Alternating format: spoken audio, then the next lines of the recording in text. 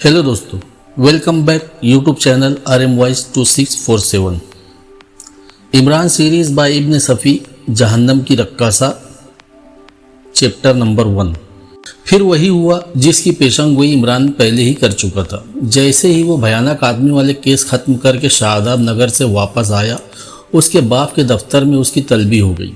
उसके बाप रहमान साहब इंटेलिजेंस ब्यूरो के डायरेक्टर जनरल थे और उनकी मर्जी के खिलाफ होम सेक्रेटरी ने बराह रास्त तो इमरान का तकर्रुर कर दिया था, वरना वो तो उसे निकम्मा और अहमक समझते थे।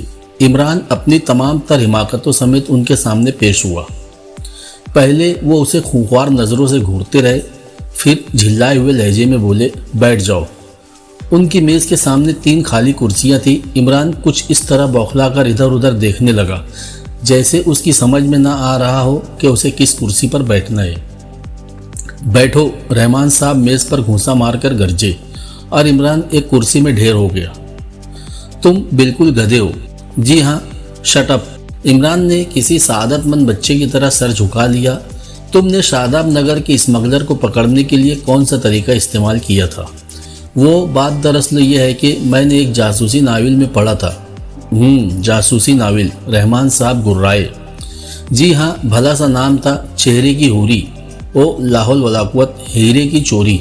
देखो, मैं बहुत बुरी तरह पेश आऊँगा। तुम महकमे को बदनाम कर रहे हो। शादाब नगर ऑफिस से तुम्हारे लिए कोई अच्छी रिपोर्ट नहीं आई। ये सरकारी महकमा है, कोई ऐसी थिएट्रिकल कंपनी नहीं जिसमें जासूसी नावल स्टेज किए जाए। और वो औरत कौन है जो तुम्हारे साथ आई है? वो रूशी है। जी हाँ। उसे क्यों लाए हो? वो मेरे शिक्षण के लिए एक टाइपिस्ट की ज़रूरत है। टाइपिस्ट की ज़रूरत थी? रहमान साहब ने दांत पीस कर दोहराया। जी हाँ। रहमान साहब ने एक सादा कागज़ उसकी तरफ बढ़ाते हुए कहा, लिखो। इमरान लिखने लगा, मेरे शिक्षण के लिए एक टाइपिस्ट की ज़रूरत थी। क्या लिख रहे हो? इमरान ने जितना लिखा था सुना दिया। मैंने इस्तीफ़ा लिखने को कहा था। रहमान साहब मेज़ पर घूंसा मारकर बोले। इमरान ने दूसरा कागज़ उठाया और अपने चेहरे पर किसी किस्म के आसार जाहिर किए बगैर इस्तीफ़ा लिख दिया। मुझे खुद शर्म आती थी। इमरान ने इस्तीफ़ा रहमान साहब की तरफ बढ़ाते हुए कहा, इतने बड़े आदमी का लड़का और नौकरी करता फिरे, लाहौल वला कुव्वत। लेकिन अब तुम्हारे लिए कोठी में कोई जगह नहीं, रहमान साहब ने कहा। मैं गैराज में सोजाया करूँगा, आप इसकी फिक्र ना करें। नहीं, अब तुम फाटक में भी कदम नहीं रखोगे। फाटक? इमरान कुछ सोचता हुआ बड़बड़ाने लगा। 4 दीवारी तो काफ़ी ऊंची है। वो खामोश हो गया, फिर थोड़ी देर बाद बोला, नहीं जनाब, फाटक में कदम रखे बगैर तो कोठी में दाखिल होना मुश्किल है। Get out. इमरान सर झुकाए हुए उठा और कमरे से निकल गया। 3 घंटे के अंदर ही अंदर पूरे महकमे को मालूम हो गया कि इमरान ने इस्तीफ़ा दे दिया है। खबर पर सबसे ज़्यादा खुशी कैप्टन फैयाज को हुई। वो इमरान का दोस्त तो ज़रूर था, लेकिन उसी हद तक जहाँ तक खुद उसके मफाद को ठेस न लगती हो। इमरान के बाकायदा मुलाजमत में आ जाने के बाद से उसके वेकार को खतरा पड़ गया था। मुलाजमत में आ जाने से कबल इमरान ने बाज़ केसों के सिलसिले में उसकी जो मदद की थी, उसकी बिना पर उसकी साख बन गई थी। लेकिन उसके मुलाजमत में आते ही अमली तौर पर फैयाज की हैसियत सिफर के बराबर नहीं रह गई थी। इमरान डियर, फैयाज उससे कह रहा था, मुझे अफसोस है कि तुम्हारा साथ छूट रहा है। किसी दुश्मन ने उड़ाई होगी, इमरान ने लापरवाही से कहा। फिर फैयाज का शाना थपकता हुआ बोला, नहीं दोस्त, मैं कब्र में भी तुम्हारा साथ नहीं छोड़ूंगा। फिलहाल अपने बंगले के 2 कमरे मेरे लिए खाली करा दो। क्या मतलब? वालिद कहते हैं कि अब मैं कोठी में कदम भी नहीं रख सकता, हालांकि मुझे यकीन है कि मैं रख सकता हूँ। ओह, अब समझा।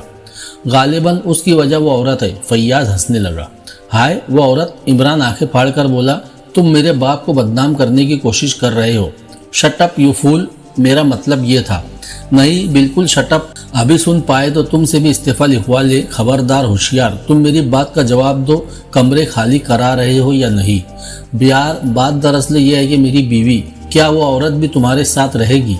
उसका नाम रूशी है। खैर कुछ हो, हाँ तो मेरी बीवी कुछ और समझेगी। क्या समझेगी? यही कि वो तुम्हारी दाश्ता है। हाय, लाहौल वला कुव्वत, मैं तुम्हारी बीवी की बहुत इज्जत करता हूँ। मैं उस औरत के बारे में कह रहा था। फैयाज झींपा भी और झिल्ला भी गया। ओह, तो ऐसे बोलो ना। मैं समझा शायद तुम्हारी बीवी मुझे अपना दाश्ता समझेगी। यानी कि मेरा मतलब यह है कि मैं शायद अभी कुछ गलत बोल गया हूँ। अच्छा खैर, अगर तुम बंगले में जगह नहीं देना चाहते तो वो फ्लैट ही मुझे दे दो जिसे तुम पगड़ी पर उठाने वाले हो। कैसा फ्लैट? फैयाज चौंक कर उसे घूरने लगा। छोड़ो यार, अब क्या मुझे ये भी बताना पड़ेगा कि तुमने 4-5 फ्लैटों पर नाजायज़ तौर पर कब्जा कर रखा है। ज़रा आहिस्ता बोलो गधे कहीं के। फैयाज चारों तरफ देखता हुआ बोला। फारसन हाउस वाले फ्लैट की कुंजी मेरे हवाले करो, समझे? खुदा तुम्हें गारत करे। फैयाज उसे घूंसा दिखाता हुआ दांत पीस कर बोला। 4 दिन बाद शहर के एक सबसे ज़्यादा तादाद में शाये होने वाले अखबार में लोगों की नज़रों से एक अजीब व गरीब इश्तिहार गुजरा, जिसकी सुर्खी ये थी, तलाक हासिल करने के लिए हमसे रुजू करें। इश्तिहार का मजमून था, अगर आप अपने शौहर से तंग आ गई है तो तलाक के अलावा और कोई चारा नहीं, लेकिन अदालत से तलाक हासिल करने के लिए शौहर के खिलाफ ठोस किस्मों के सबूत पेश करने पड़ते हैं। हम मुनासिब मुआवजे पर आपके लिए ऐसे सबूत मुहैया कर सकते हैं जो तलाक के लिए काफ़ी हो। सिर्फ वो एक बार हमसे रुजू करके हमेशा के लिए सच्ची खुशी हासिल कीजिए। हमारे इदारे की मखसूस कारकुन एक एंग्लो बर्मेज़ खातून है। अल मुश्तहिर Rushi and co, Forman building, flat number 4। Captain Faiyaz ने यह इश्तिहार पढ़ा और उसका मुंह हैरत से खुल गया। फॉरमन बिल्डिंग का चौथा फ्लैट वही था जिसकी कुंजी इमरान उससे ले गया था, रूशी एंड कू। फैयाज अपनी याददाश्तों पर जोर देने लगा। रूशी ये उसी औरत का नाम है जिसे इमरान शादाब नगर से लाया है। फैयाज अपनी थोड़ी खुजाने लगा। ये एक बिल्कुल ही नई हरकत थी। इससे शहर में इंतशार की लहर दौड़ सकती थी, लेकिन उसे गैर कानूनी नहीं कहा जा सकता था। यकीनन रूशी एंड कंपनी उसके मुहकमे के लिए एक मुस्तकिल दर्द-ए-सर बनने वाली थी।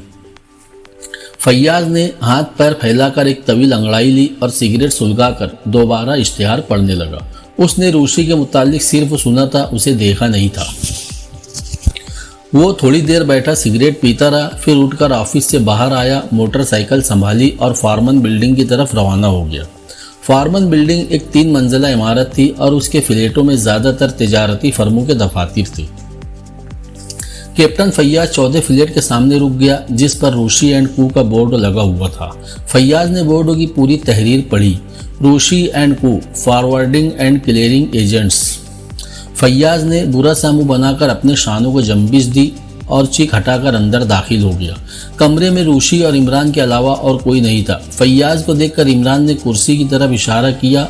वो रूशी को कुछ लिखवा रहा था। मैं डॉक्टर वाटसन। उसने डिक्टेशन जारी रखा और रूशी की पेंसिल बड़ी तेजी से कागज पर चलती रही।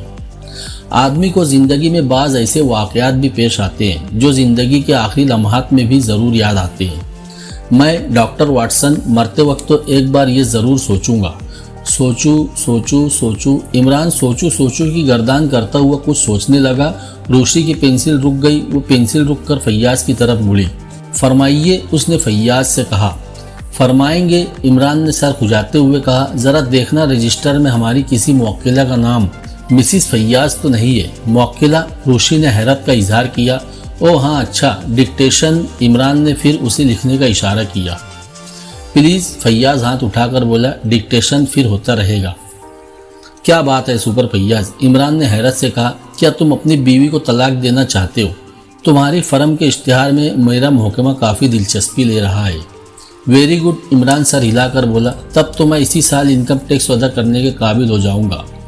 बकवास मत करो सुपर फैयाज, मैं तुम्हारा मशकूर रहूँगा अगर तुम अपने मुहकमे के शादीशुदा अफराद की फहरिस्त तो मुझे इनायत कर दो, मगर हिप डैडी का नाम उसमें ना होना चाहिए। आखिर इस हरकत का मतलब क्या है? कैसी हरकत? यही इश्तिहार। इश्तिहार? हाँ, इश्तिहार क्या?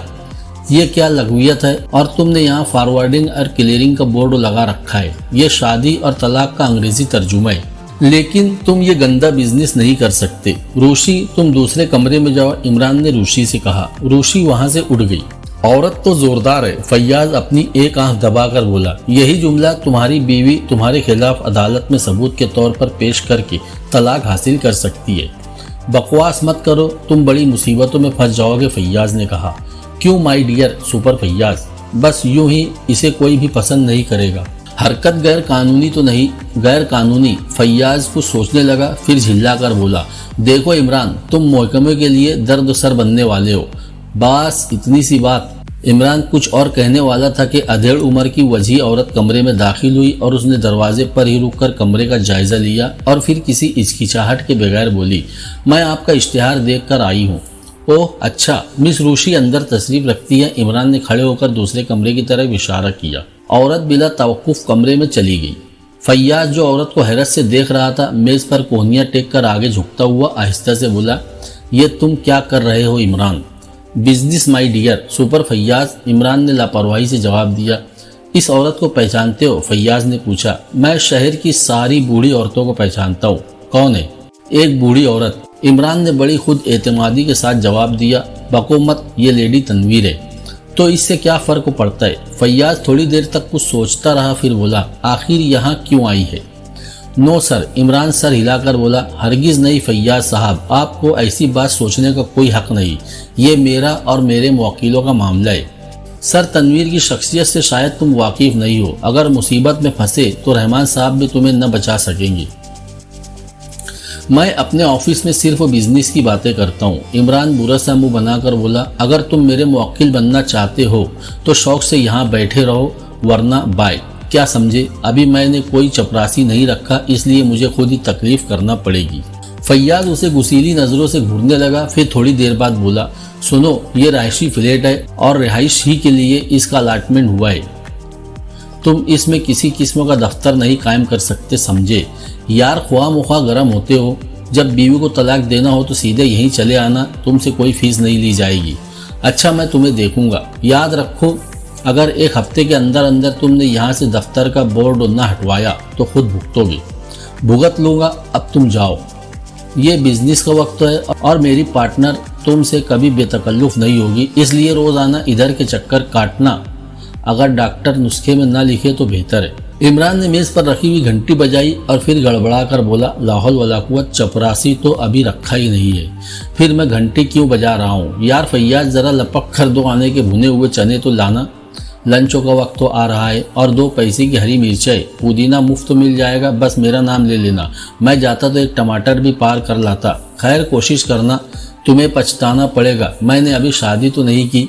अच्छा, फैयाज भिन्ना कर खड़ा हो गया। चंद लम्हे इमरान को घूरता रहा, फिर कमरे से निकल गया। इमरान के होठों पर शरारत आमेज मुस्कुराहट थी। थोड़ी देर बाद रूशी और लेडी तनवीर बाहर आ गई।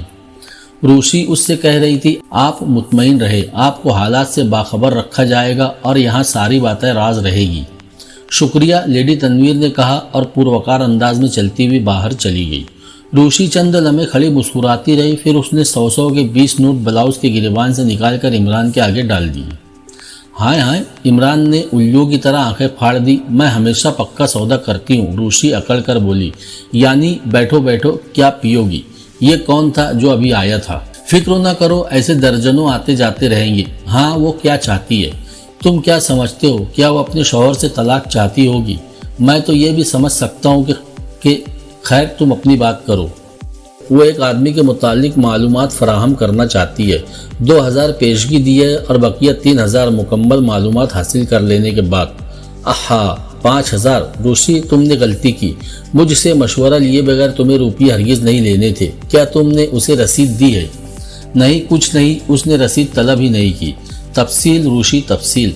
मेरा ख्याल है कि मामला बिल्कुल सीधा साधा है, रूशी बैठती हुई बोली।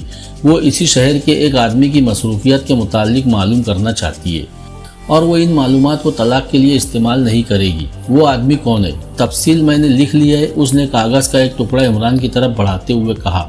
इमरान ने कागज़ लेकर तहरीर पर नजरें जमा दी। हाँ, थोड़ी देर बाद उसने एक तवील अंगड़ाई ली और आंखें बंद करके इस तरह आगे की तरफ हाथ बढ़ाया जैसे फ़ोन का रिसीवर उठाने का इरादा हो, लेकिन फिर चौंक कर रोशी की तरफ देखने लगा। फ़ोन तो लेना ही पड़ेगा, उसके बगैर काम नहीं चल सकता।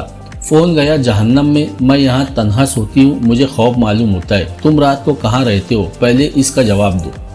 रोशी, ये मत पूछो, हम सिर्फ पार्टनर है ना।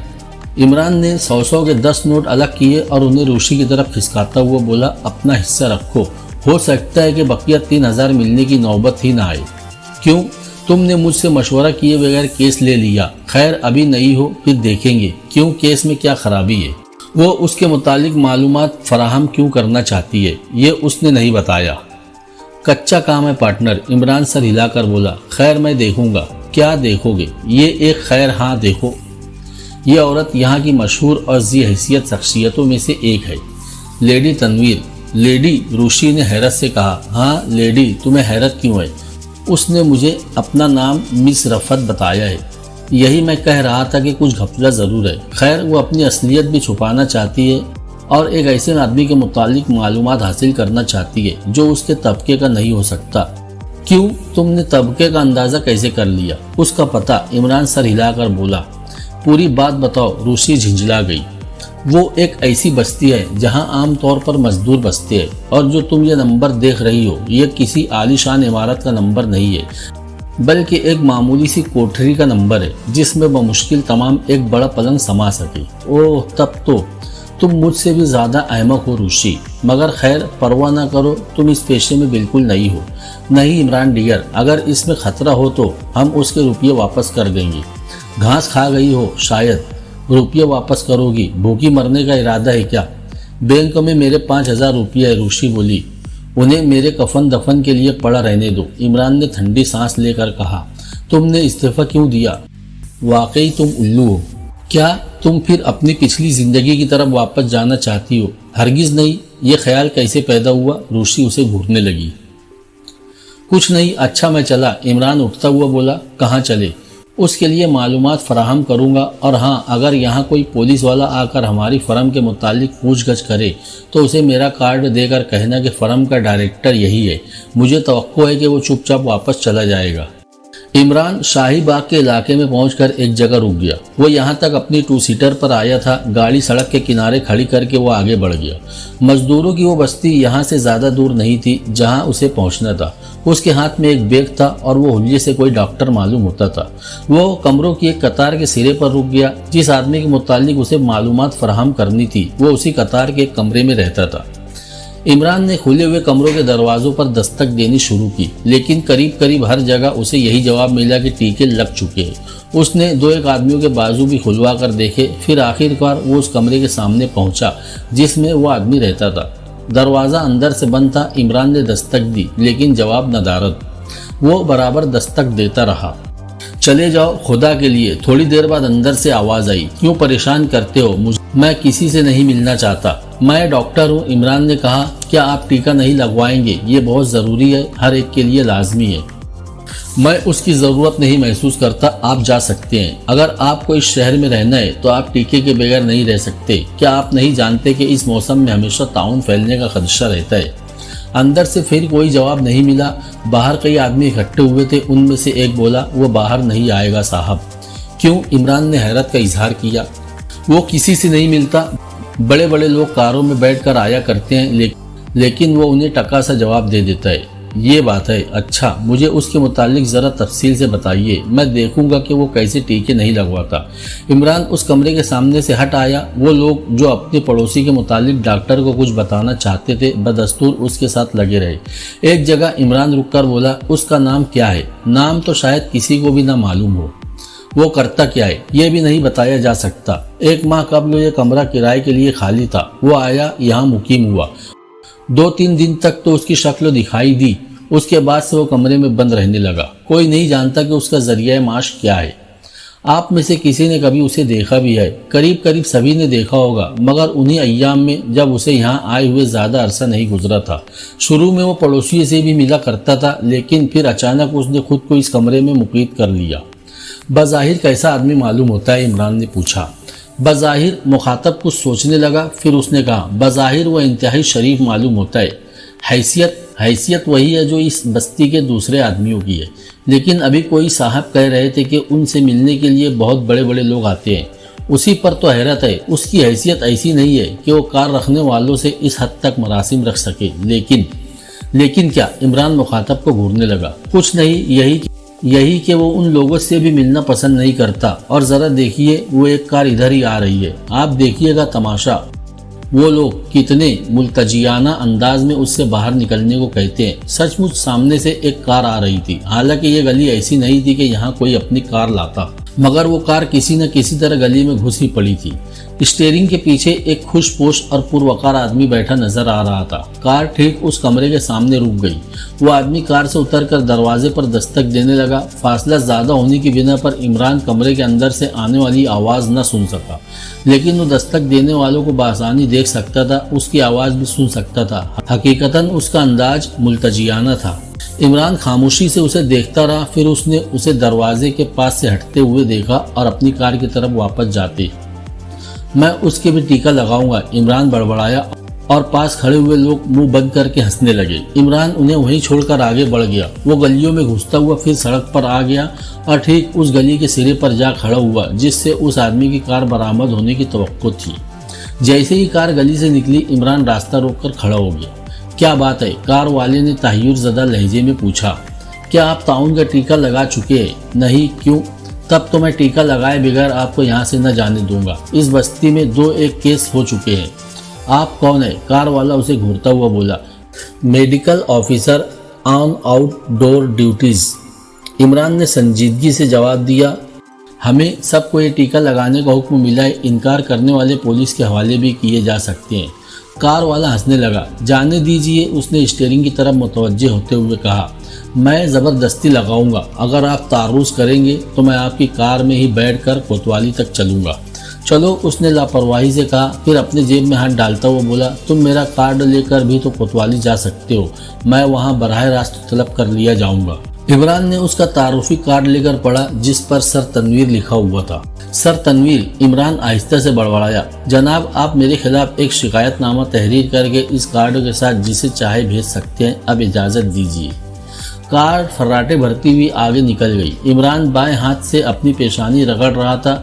तो ये सर तनवीर है। उसकी बीवी ने उस पुरअसरार आदमी के बारे में मालूमात हासिल करने के लिए 2000 नकद दिए थे और मजीद 3000 का वादा था। मामला उलझ गया। इमरान काफ़ी देर तक वहीं खड़ा ख्यालात में खोया रहा। थोड़ी देर बाद एक पब्लिक टेलीफोन बूथ में सर तनवीर के फ़ोन नंबर डायल कर रहा था। हेलो, कौन है? क्या लेडी साहिबा तशरीफ़ रखती हैं? ओह अच्छा, आप ज़रा उन्हें मुत्तला कर दे। शुक्रिया। इमरान चंद लम्हे खामोश रहा, फिर बोला, हेलो लेडी तनवीर, देखिए मैं रूशी एंड कंपनी का एक नुमाइंदा हूँ। क्या आप आधे घंटे बाद टिप टॉप नाइट क्लब में मिल सकेंगी? ये बहुत ज़रूरी है। जी हाँ, बहुत ज़रूरी। आपको एक अहम इत्तला देना चाहता हूँ। जी हाँ, वही मामला है, मिलेंगी। शुक्रिया। इमरान रिसीवर हुक में लगाकर बूथ से निकल आया। अब उसकी 2 seater tip top night club की तरफ जा रही थी। सूरज गुरूब हो चुका था और आहिस्ता आहिस्ता अंधेरा फैलता जा रहा था। टिप टॉप नाइट क्लब में इमरान को ज़्यादा देर तक लेडी तनवीर का इंतज़ार नहीं करना पड़ा। दोनों एक ऐसे गोशे में जा बैठे जहां वो आसानी से हर किस्म की गुफ्तगू कर सकते थे। क्या बात है? लेडी तनवीर बोली। मेरा ख्याल है कि मैं पहले भी कहीं आपको देख चुकी हूँ। मेरे ऑफिस में ही देखा होगा। मैं रूसी की फर्म का जूनियर पार्टनर हूँ। ओह अच्छा, हाँ मैंने वही देखा था। लेडी तनवीर ने सर हिलाकर कहा। अहम इत्तला क्या है? मिस्टर तनवीर भी उस आदमी में दिलचस्पी ले रहे हैं, इमरान ने बेसाख्ता कहा और लेडी तनवीर के चेहरे पर नज़र जमा दी। नहीं, लेडी बुरी तरह चौंक पड़ी। जी हाँ। लेडी तनवीर का चेहरा यकबयक तारीक हो गया। वो बार बार अपने होठों पर जबान फेर रही थी। तुम किस तरह कह सकते हो? मैंने उन्हें अपनी आंखों से उस आदमी के दरवाजे पर दस्तक देते देखा है। क्या वो सर तनवीर से मिला था? नहीं, वो किसी से नहीं मिलता। उसका कमरा हर वक्त बंद रहता है। मेरा ख्याल है कि अभी तक उन दोनों की मुलाकात नहीं हुई। पड़ोसियों का कहना है कि उसके दरवाजे पर कारें आती है। खुशपोश आदमी उससे मिलना चाहते हैं लेकिन वो किसी से भी नहीं मिलता। लेडी तनवीर कुछ देर तक खामोश रही, फिर आहिस्ता से बोली, अगर सर तनवीर भी उसमें दिलचस्पी ले रहे हैं तो उसे यहाँ से चले जाना चाहिए। लेकिन आपने मेरे दफ्तर में अपना नाम और पता गलत क्यों लिखवाया है? इमरान ने पूछा। ओह, मैंने गलती की थी, मेरी मदद करो। मेरी नीयत में फतूर कोई नहीं था। महज राजदारी के ख्याल से मैंने ऐसा किया था, वरना तुम्हारे फ़ोन पर यहाँ दौड़ी ना आती। साफ कह देती कि तुम्हें गलत फहमी हुई है। मैं किसी रूसी एंड कंपनी से वाकिफ़ नहीं। लेकिन वो है कौन ये नहीं बता सकती। पहले मैं ये चाहती थी कि उसके यहाँ आने का मकसद मालूम हो, मगर अब ये चाहती हूँ कि वो इस शहर से ही चला जाए। क्या तुम मेरी मदद कर सकोगे? बोलो। मुआवजा 10,000। और तुम्हें ये भी मालूम करना होगा कि सर तनवीर की रसाई उस तक कैसे हुई। देखिए मोहतरमा, मामला बड़ा टेढ़ा है। क्यों टेढ़ा क्यों है? लेडी तनवीर उसे घूरने लगी। वो अपनी हालत पर काबू पा चुकी थी। आप उस आदमी में दिलचस्पी क्यों ले रही है जबकि वो आपके तबके का भी नहीं है? 10,000 की पेशकश तुम्हारी शक्ल देखने के लिए नहीं है, लेडी तनवीर ने नाखुशगवार लहजे में कहा। मैं कभी इस गलत फहमी में मुब्तला नहीं हुआ, इमरान मुस्कुरा कर बोला। 10,000 सिर्फ वो इसलिए है कि तुम किसी बात की वजह पूछने की बजाय काम करोगे। बहुत खूब, अब मैं समझ गया। लेकिन लेडी तनवीर, अगर वो यहाँ से जाने पर रजामंद न हुआ तो इस सूरत में मुझे क्या करना होगा? तो अब सूरत भी मैं ही बताऊं। 10,000। ठहरिए, एक दूसरी बात भी समझ में आ रही है, इमरान ने आहिस्ता से कहा। चंद लम्हे खामोश रहा, फिर बोला, अगर वो जाने पर रजामंद ना हो तो दूसरी सूरत भी हो सकती है। क्या? लेडी तनवीर आगे की तरफ झुकाई। उसे कत्ल कर दिया जाएगा। लेडी तनवीर घबराकर पीछे हट गई। उसकी आंखें हैरत और खौफ से फैल गई थी। नहीं, हरगिज नहीं, वो अकलाई।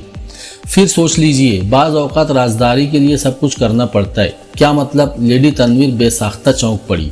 सर तनवीर उसमें दिलचस्पी ले रहे हैं। इमरान आहिस्ता से बड़बड़ाया। साफ साफ कहो लड़के, मुझे परेशान न करो। खैर हटाइए, ये गैर ज़रूरी बात है। मुझे तो सिर्फ इतना करना है कि उसे यहाँ से खिसका दूँ। अगर ना जाए तो बोलिए, ख़त्म कर दिया जाए ना उसे। नहीं, हरगिज़ नहीं। किसी को कानो कान खबर ना होगी। और 10 में से सिर्फ 5 का इजाफा, 15,000 में मामला फिट। क्या तुम लोग ये भी करते हो? लोग नहीं, सिर्फ रूसी। क्या वो इंग्लो बर्मीज लड़की? जी हाँ, बस ये समझिए, जिसे एक बार देख लिया वो हमेशा के लिए कत्ल हो गया। क्या बकवास है। हाँ, यही तो आप नहीं समझी। कत्ल से मेरी मुराद ये थी कि रूसी उसे अपने इश्क के जाल में फंसाकर यहाँ से हटा ले जाएगी। खाम ख्याली है। अव्वल तो वो बूढ़ा है, दुएम पुख्ता किरदार का मालिक। ये तरीका कतई फजूल साबित होगा। गालिबन उसकी आप ही की सी उम्र होगी, इमरान ने पूछा और गौर से उसके चेहरे का जायजा लेने लगा। लेडी तनवीर ने फौरन ही जवाब नहीं दिया। वो काफ़ी चालाक औरत थी। उसने लापरवाही से कहा, यह कतई गैर ज़रूरी सवाल है। अच्छा, अब मैं कुछ नहीं पूछूंगा, सिर्फ इतना बता दीजिए कि आप उसे कब से जानती है। यह भी गैर ज़रूरी है। खैर, मगर मुझे हैरत है कि सर तनवीर की रसाई उस तक कैसे हुई। अगर वो उसे जानते हैं तो फिर आपकी तवज्जो फजूल साबित होगी। तुम मुझसे क्या उगलवाना चाहते हो? लेडी तनवीर गैर मुतवक्के तौर पर मुस्कुरा पड़ी। यही कि यहाँ आने पर उसने आपसे मिलने की कोशिश की थी या नहीं? तुम गलत समझे हो, लेडी तनवीर ने संजीदगी से कहा। यह कोई ऐसा आदमी नहीं जिससे मुझे ब्लैकमेलिंग का खतरा। उससे किसी तरह मिलो और इस बात पर आमादा करो कि वो यहाँ से चला जाए। तुम उसे बता सकते हो कि ये लेडी तनवीर की ख्वाहिश है। और अगर सर तनवीर ने यह ख्वाहिश जाहिर की कि वो यहीं रह जाए तो? इमरान ने पूछा। लेडी तनवीर के चेहरे पर उलझन के आसार नजर आने लगे। मैं नहीं समझ सकती कि सर तनवीर उसे किस तरह जानते हैं और उसमें क्यों दिलचस्पी ले रहे हैं। अच्छा, अगर सर तनवीर को मालूम हो जाए कि आप भी उसमें दिलचस्पी ले रही हैं तो उन पर उसका क्या रद्द अमल होगा? लेडी तनवीर चंद मिनटों इमरान को गौर से देखती रही, फिर बोली, लड़के तुम बहुत चालाक हो, मगर इस चक्कर में न पड़ो। वैसे इतना ज़रूर कहूँगी कि सर तनवीर की मुलाकात उससे न होने पाए तो बेहतर है। बस अब तुम जाओ। इस दौरान में अगर कोई ख़ास ज़रूरत पेश आए तो मुझे फ़ोन कर सकते हो। मुझे यकीन है कि तुम इस काम को बेहतर तौर पर कर सकोगे। सिर्फ एक बात और, इमरान जल्दी से बोला। नहीं, अब कुछ नहीं। लेडी तनवीर अपना पर्स उठाती हुई बड़बड़ाई। पहले आप सिर्फ उस आदमी के मुताल्लिक। Shut up. लेडी तनवीर मुस्कुराकर आगे बढ़ गई। इमरान उसे जाते देखता रहा। रात बहुत तारीक थी, मतलब शाम ही से अबर आलूद रहा था और अब तो पूरा आसमान बादलों से ढक गया था। इमरान लेडी तनवीर के मुताल्लिक सोचता हुआ अपनी 2 सीटर चला रहा था। कुछ ही देर कबल उससे जो बातें हुई थी काफ़ी उलझावेदार थी। वो 10,000 खर्च करने का इरादा रखती है और काम सिर्फ इतना कि उस गुमनाम आदमी को शहर से कहीं और भेज दिया जाए, और वो आदमी लेडी तनवीर के तबके से ताल्लुक नहीं रखता था। इस सिलसिले में सिर्फ वो एक ही बात सोची जा सकती थी, वो ये कि हो सकता है कभी लेडी तनवीर से उसके नाजायज़ ताल्लुकात रहे हो और अब उसे उससे ब्लैकमेलिंग का खतरा हो। मगर ये ख्याल भी ज़्यादा देर तक कायम न रह सका क्योंकि लेडी तनवीर ज़्यादा परेशान नहीं मालूम होती थी। हत्ता के सर तनवीर के हवाले से भी उसने जो थोड़ी बहुत बेचैनी जाहिर की थी वो इमरान को मसनूई ही मालूम हुई थी। यानी वो ख्वाह ये जाहिर करना चाहती थी कि सर तनवीर को उस आदमी से वाकिफ़ न होना चाहिए। केस दिलचस्प था। इमरान ने फिर 2 सीटर का रुख शाही बाग ही की तरफ मोड़ दिया। वो एक बार फिर उस पुरअसरार आदमी के कमरे का दरवाज़ा खुलवाने की कोशिश करना चाहता था। कार एक महफूज जगह छोड़कर वो मजदूरों की बस्ती की तरफ पैदल चल पड़ा। ये बस्ती इस वक्त तो बिल्कुल तारीक पड़ी थी। गलियों में कहीं कहीं लैंपों की रोशनी के धब्बे नज़र आ रहे थे। ये रोशनी भी उन मजदूरों के कमरों की थी जिन्हें शायद मिलों में रात की शिफ्टों पर काम करने को जाना था। इमरान गलियों से गुजर रहा था लेकिन किसी ने भी उसकी तरफ तवज्जो न दी। कभी कभार एक आध कुत्ता मुज़महिल सी आवाज़ें निकालता और फिर खामोश हो जाता। वो उसी गली में पहुंच गया जहां उसे जाना था। फिर वो उस कमरे की तरफ बढ़ ही रहा था कि यकायक उसे ठिठक जाना पड़ा क्योंकि किसी ने कमरे का दरवाज़ा अंदर से खोला था। वो एक तरफ हट गया। किसी ने कमरे से निकलकर दरवाज़ा बंद किया। उसने अपने दाहिने हाथ में कोई वजनी सी चीज़ लटका रखी थी। फिर इमरान ने उसे गली के दूसरे सिरे की तरफ जाते देखा। इमरान भी आहिस्ता आहिस्ता चलने लगा, लेकिन वो एक दीवार से लिपटा हुआ आगे बढ़ रहा था। उसने महसूस कर लिया था कि मुताकिब चारों तरफ देख रहा है, बहुत एहतियात से कदम बढ़ा रहा है। सड़क पर पहुंचकर उस आदमी ने अपनी रफ्तार तेज कर दी, लेकिन यहाँ वो चोरों की तरह इधर उधर नहीं देख रहा था। उसका रुख तांगा स्टैंड की तरफ था। इमरान भी चलता रहा और फिर जब वो एक तांगे पर बैठ गया तो इमरान ने अपनी कार की तरफ दौड़ना शुरू कर दिया, जो वहाँ से काफ़ी फासले पर थी और तांगा मुखालिफ सिमतों में जा रहा था। कार तक पहुँचते पहुँचते तांगा नज़रों से ओझल हो गया। इमरान को बड़ी मायूसी हुई, मगर उसने हिम्मत नहीं हारी। कार स्टार्ट करके वो भी उधर ही रवाना हो गया जिधर तांगा गया था। उसे यकीन था कि अगर तांगा किसी नवाही बस्ती में न मुड़ गया तो उसे ज़रूर जा लेगा। सड़क सुनसान पड़ी थी। आगे चलकर कार की अगली रोशनी में एक तांगा दिखाई दिया, लेकिन ये ज़रूरी नहीं था कि वही तांगा रहा हो जिसकी उसे तलाश थी। उसने कार की रफ्तार बहुत कम कर दी। साथ ही उसने महसूस किया कि तांगे की रफ्तार पहले से ज़्यादा हो गई है और फिर एक जगह दफतन तांगा रुक गया। सड़क पर आगे चढ़ाई थी और तांगा कार से ज़्यादा ऊंची जगह पर था। अचानक वो कार की रोशनी में आ गया और इमरान ने पीछे बैठे हुए आदमी की शक्ल अच्छी तरह देख ली, लेकिन लिबास से वो कोई मजदूर या कम हैसियत का आदमी नहीं मालूम होता था। जिस्म पर एक लंबा कोट था और सर पर फ्लैट हेड। दाढ़ी से मामर मालूम होता था क्योंकि वो बिल्कुल सफ़ेद थी। उसने जल्दी से फ्लैट हेड का गोशा चेहरे पर झुका लिया और कोट के कॉलर खड़े कर लिए। शायद घोड़े के साज में कोई खराबी आ गई थी जिसे तांगे वाला नीचे खड़ा दुरुस्त तो कर रहा था। इमरान ने रफ्तार और कम करके ख्वामुखा हार्न देना शुरू कर दिया, हालांकि वो कतरा कर भी निकल सकता था। मकसद दरअसल ये था कि वो कोचवान और सवार को धोखे में रखकर तांगे के करीब जा पहुंचे। ओ वे तांगे वाले, खरगोश की औलाद! इमरान तांगे के करीब पहुंचकर गरजा। साहब, बहुत जगह है ना, तांगे वाले ने कहा। किधर जगह है? इमरान कार से उतरकर चीखा। बढ़ाओ, सड़क के नीचे उतार दूं। वो तांगे की पिछली सीट के करीब पहुंच चुका था। ये तो जबरदस्ती की बात है जनाब। तांगे वाला भी झिल्ला गया। इमरान पिछली सीट पर हाथ रखता हुआ आहिस्ता से बोला, सरकार, मुझे लेडी तनवीर ने भेजा है। बूढ़ा खांस कर रह गया। मैं आप ही से अर्ज कर रहा हूँ, इमरान ने कहा, लेकिन दूसरे लम्हे में कोई ठंडी सी चीज उसकी पेशानी से आ लगी। पीछे हट जाओ, बूढ़ा आहिस्ता से पुरसुकून आवाज में बोला। मोरीना सलानियों को कुत्तियों की मौत मरना पड़ेगा, ये बूढ़े गजाली का फैसला है। लेकिन मैंने क्या कसूर किया है चचा गजाली? इमरान ने सादत मंदाना अंदाज में कहा। तुम्हारा कोई कसूर नहीं, इसलिए तो ट्रेगर अपनी जगह पर है, वरना तुम्हारी खोपड़ी में एक रंगीन सुराख हो जाता और मैं उसे देखकर खुश न होता। इमरान ने एक तवील सांस ली। इतने में तांगे वाले ने आगे बढ़ना चाहा, लेकिन बूढ़े ने उसे रोक दिया। मोरीना से कह दो कि गजाली बच्चा नहीं है।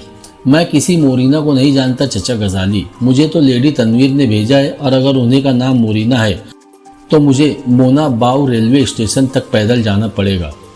लेडी तनवीर, बूढ़ा आहिस्ता से बड़बड़ाया। लेडी तनवीर?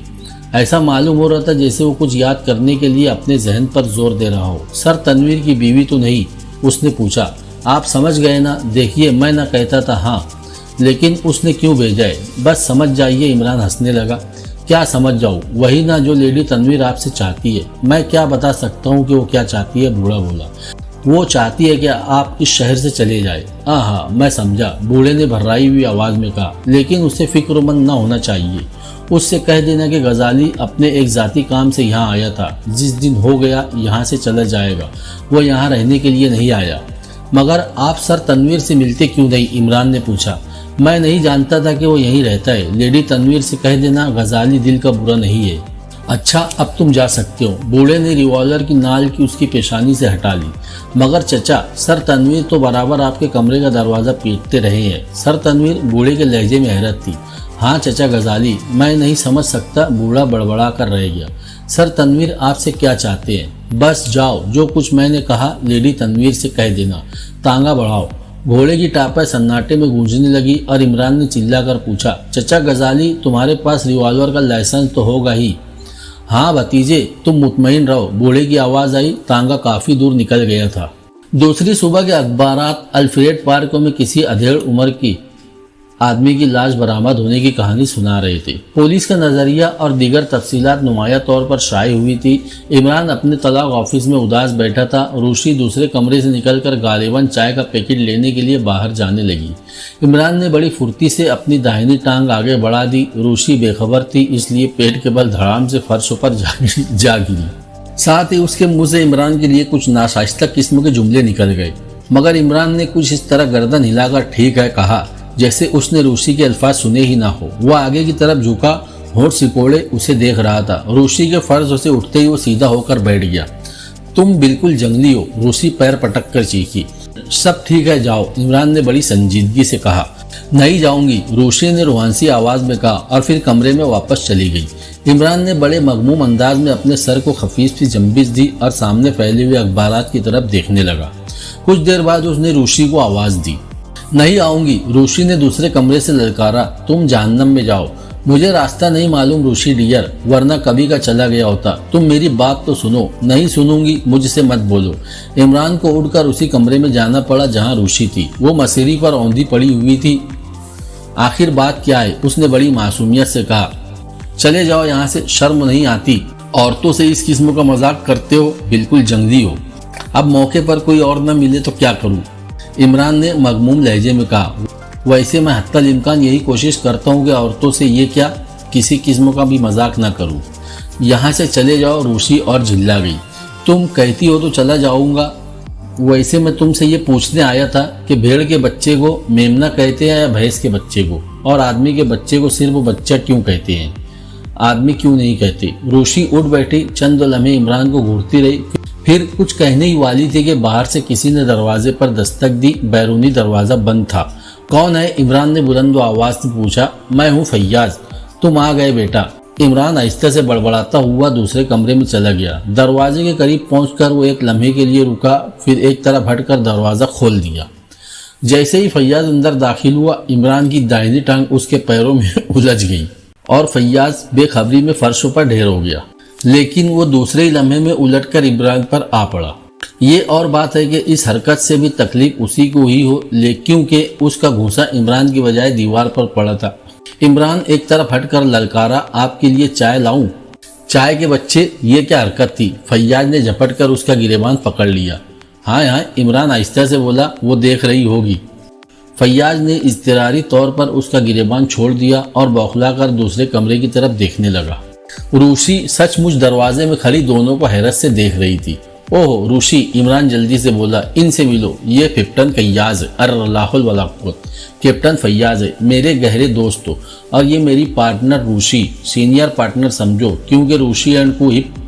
फैयाज ने जल्दी में 2-4 रस्मी जुमले कहे और कुर्सी में गिरकर हाँफने लगा। वो अब भी इमरान को कहरा आलूद नजरों से घूर रहा था। रूसी, इमरान बुलंद आवाज में बड़बड़ाया, अब तो चाय का इंतजाम करना ही पड़ेगा। ये बहुत बड़े आदमी है, सीबीआई के सुप्रिंटेंडेंट। ओह, रूसी मुस्कुरा कर बोली, आपसे मिलकर बड़ी खुशी हुई, मुझे भी। फैयाज जवाबन मुस्कुराया।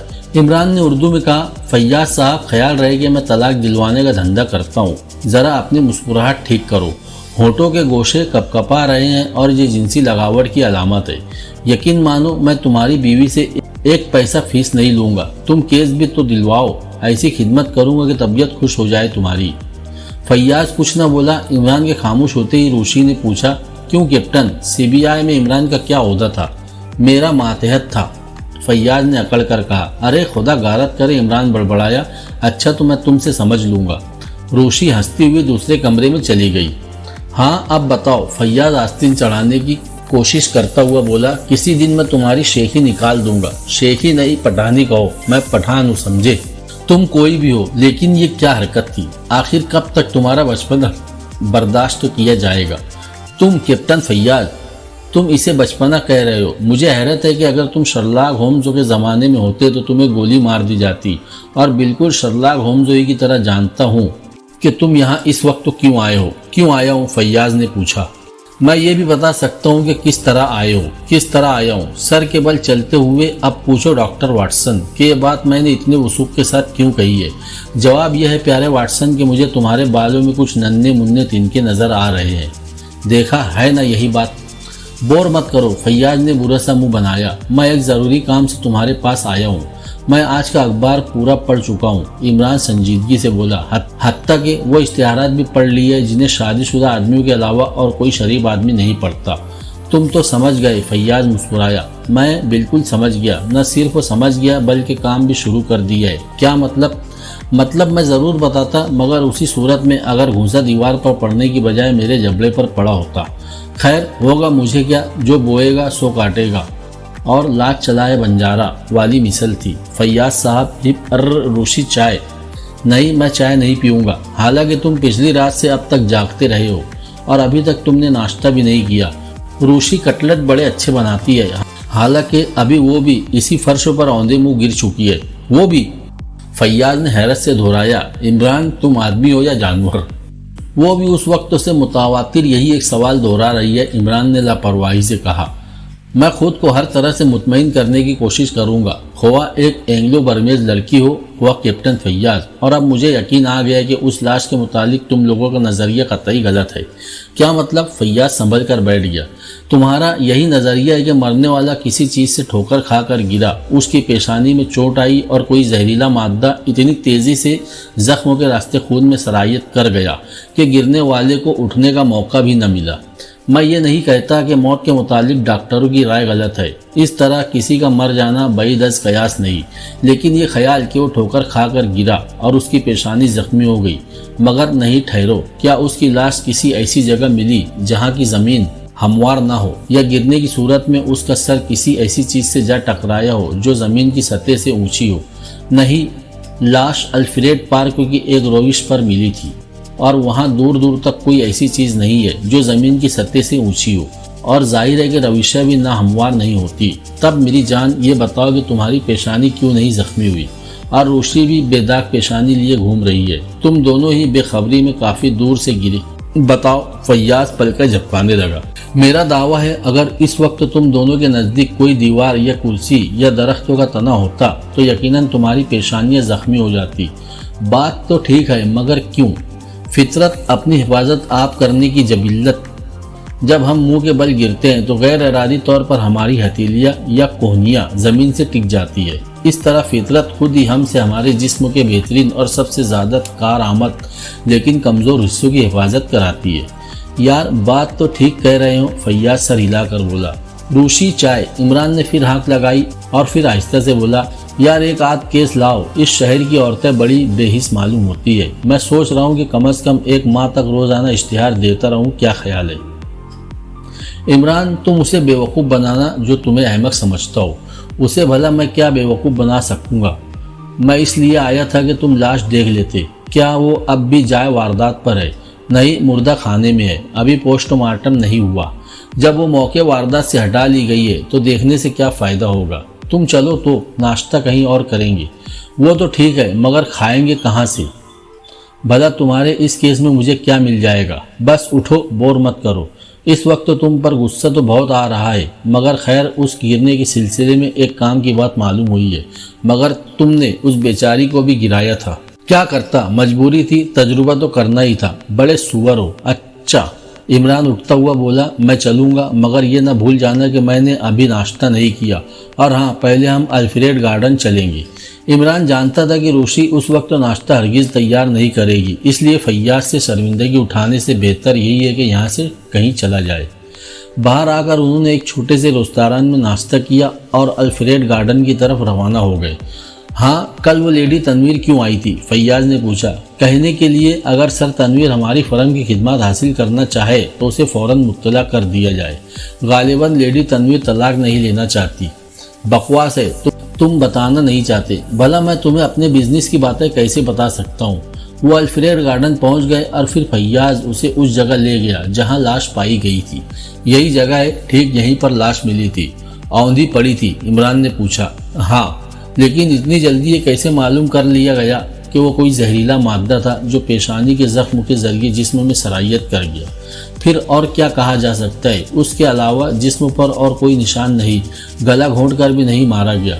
तुमने यहाँ से सुर्ख बजरिया तो ज़रूर समेटी होगी। क्यों नहीं तो? यार, तुम महकमा सड़क रासानी के सुप्रिंटेंडेंट हो या?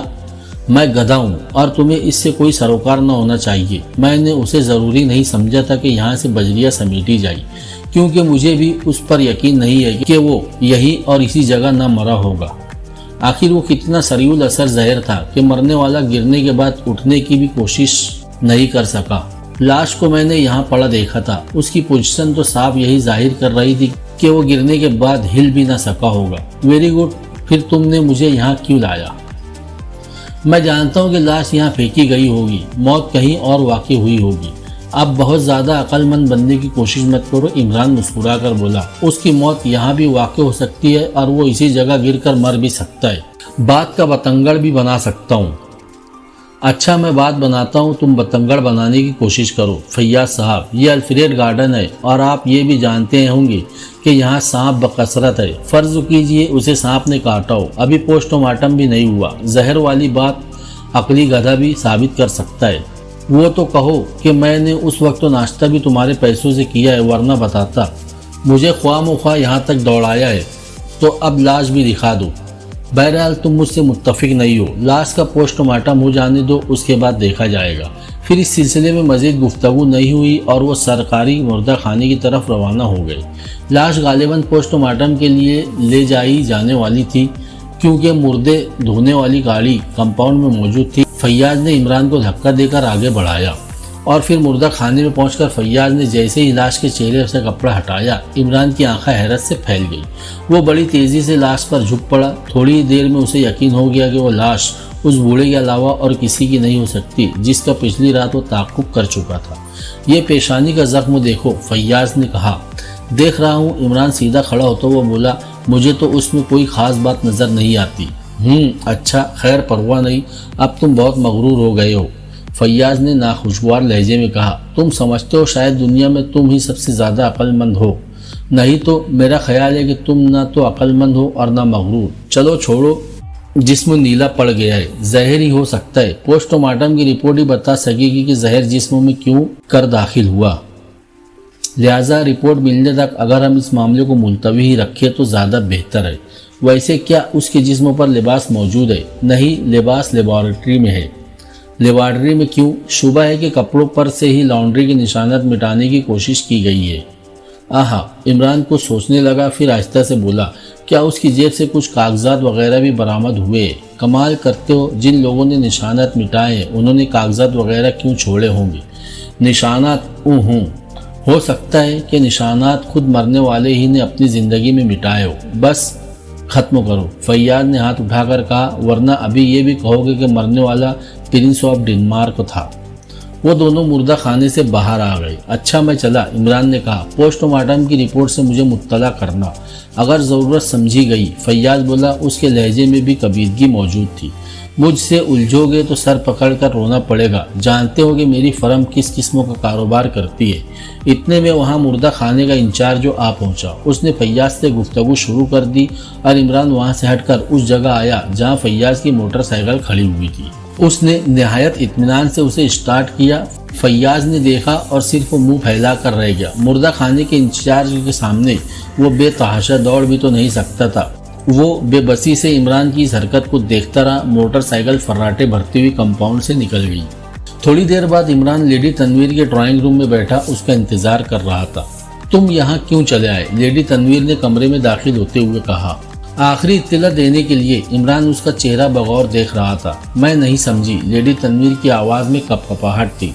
गजाली चला गया। ओह अच्छा। लेडी तनवीर एक तवील सांस लेकर बैठती हुई बोली। अच्छा, तो तुम्हारी बकिया रकम परसों तक पहुंचा दी जाएगी, लेकिन अब मैं रकम लेकर क्या करूंगा? इमरान ने मगमूम लहजे में कहा। क्यों? उस बेचारे का पूरा जिस्म नीला पड़ गया है और शायद उस वक्त तो डॉक्टरों के चाकू उसके गोश्तों के टुकड़े टुकड़े कर रहे होंगे। मैं कुछ नहीं समझी, तुम क्या कह रहे हो? इमरान ने उसे वाक़यात से आगाह करते हुए कहा। सर तनवीर भी उसमें दिलचस्पी ले रहे थे, लेकिन पुलिस को अभी इसका इल्म नहीं है। वैसे अब मेरा इरादा है कि मैं पुलिस को इससे मुत्तला कर दूं। लेडी तनवीर थोड़ी देर तक चुपचाप हाँफती रही, फिर बदिक्कत बोली। तो तुम अब मुझे ब्लैकमेल करना चाहते हो? तुमने मुझसे कहा था कि तुम मेरे लिए उसे कत्ल भी कर सकते हो। अच्छी बात है, जब पुलिस आपसे पूछगछ करे तो आप बता दीजिएगा। कह दीजिएगा कि मैंने ही उसे कत्ल किया है। फिर पुलिस मुझसे पूछगछ करेगी तो मैं साफ कह दूंगा कि मुझे उस पर लेडी तनवीर ने मजबूर किया था। फिर लेडी तनवीर को बताना पड़ेगा कि उन्होंने क्यों मजबूर किया था, वो क्यों चाहती थी कि गजाली यहाँ से चला जाए और इतने से काम के लिए उन्होंने इतनी बड़ी रकम क्यों दी थी। फिर गजाली के पड़ोसी सर तनवीर को भी पहचान लेंगे जो घंटों उसके कमरे का दरवाज़ा खुलवाने की कोशिश किया करते थे। फिर क्या होगा, लेडी तनवीर। और फिर आपको वो आदमी शनाख्त तो करेगा जो उस दिन मेरे ऑफिस में मौजूद था और उसने आपको वहाँ देखकर हैरत भी जाहिर की थी। आप जानती हैं वो कौन था? नहीं जानती। अच्छा तो सुनिए, वो सीबीआई का सुपरिंटेंडेंट कैप्टन फैयाज था। लिहाजा आप पुलिस से ये भी नहीं कह सकती कि आप मुझसे वाकिफ नहीं है। तुम क्या चाहते हो? लेडी तनवीर ने भर्राई हुई आवाज में कहा। हकीकत मालूम करना चाहता हूँ, गजाली कौन था और इस तरह क्यों मार डाला गया, वो किन लोगों से खैफ था और वो इमरान अपना सर सहलाने लगा। उसे वो नाम याद नहीं आ रहा था जिसका हवाला पिछली रात दौरान गुफ्तगू में गजाली ने दिया था। ऐसा नाम जो किसी औरत ही का हो सकता था, अतालवी तर्जों का नाम। मैं नहीं जानती कि वो किन लोगों से खैफ था, मगर ठहरो, तुम बहुत चालाक हो। मुझे यकीन है कि गजाली जिंदा है। तुम मुझसे मेरा राज उगलवाना चाहते हो। क्या आपने आज का अखबार नहीं देखा? देखा है, मगर तुम एक दूसरे मामले को भी इस सिलसिले में इस्तेमाल कर सकते हो। हाँ, हो सकता है शायद मैं नाम भी गलत बता रहा हूँ। नहीं, नाम तो ठीक है, तुम मुझसे मिल चुके होंगे। अगर आप लाश देखना चाहती हो तो मैं पोस्टमार्टम रुकवा दूँ।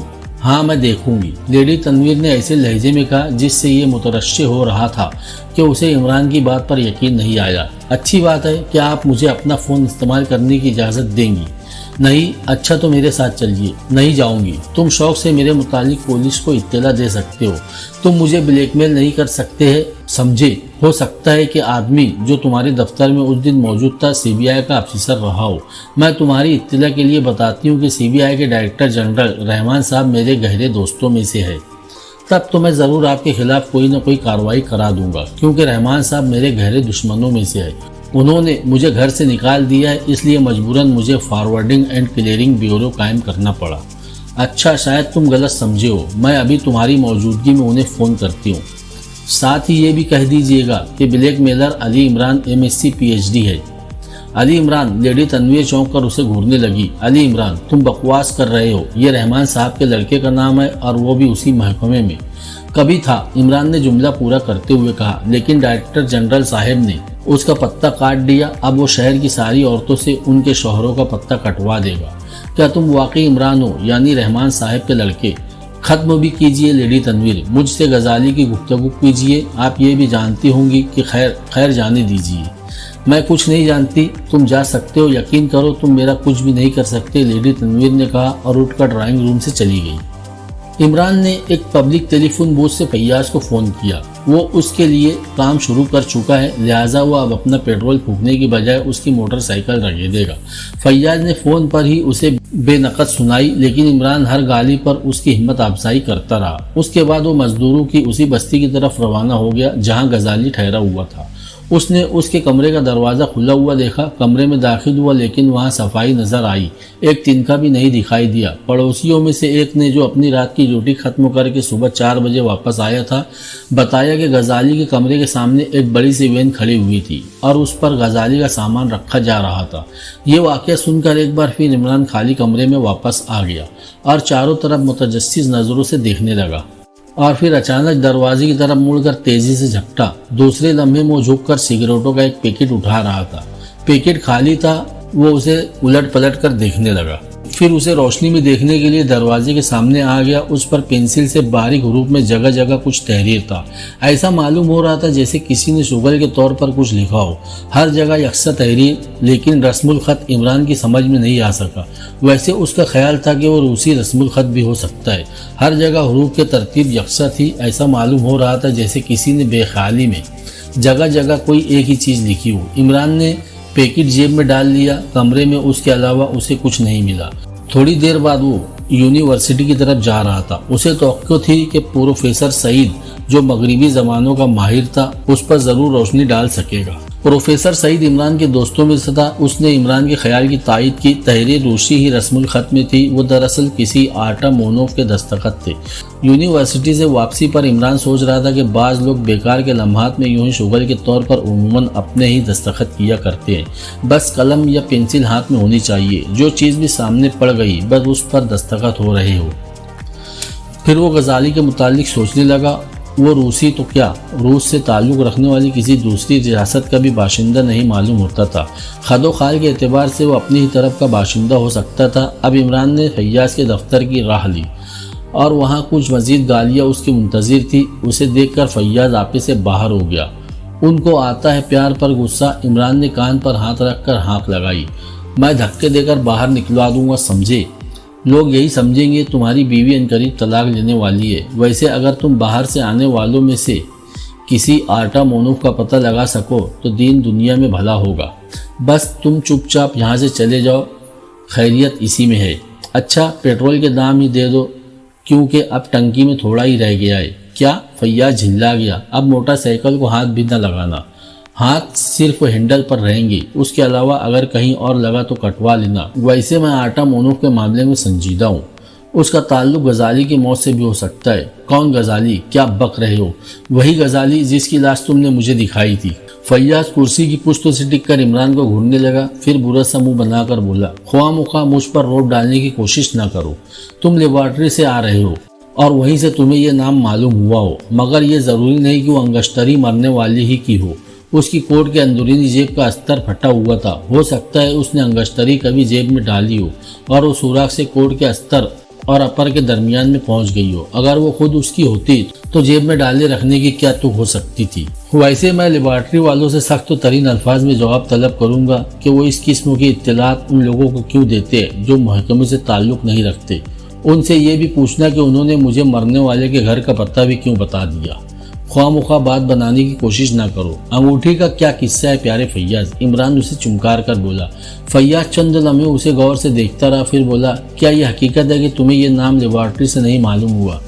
यह हकीकत है। वैसे अगर तुम लेबॉर्ट्री इंचार्ज से पूछना चाहते हो तो मैं तुम्हें नहीं रोकूंगा, क्योंकि तुमने आज तक मुझे बहुत गालियाँ दी है और मैं उसके बदले में यकीनन ये चाहूँगा कि कोई तुम्हारे हाथ पैर तोड़ कर रख दे।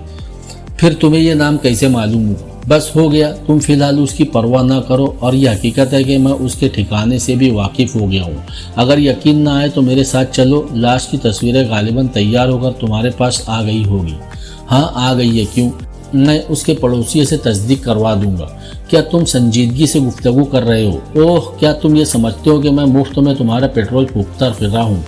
नहीं डियर, ऐसी बात नहीं। चलो उठो, लेकिन लाश के चेहरे का क्लोजअप ज़रूर साथ ले लेना ताकि तुम्हारा इत्मीनान हो सके।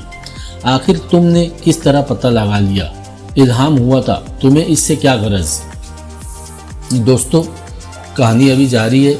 बने रहिए चैनल के साथ। जल्द ही मिलेंगे इस कहानी के दूसरे एपिसोड में। तब तक अल्लाह हाफिज़।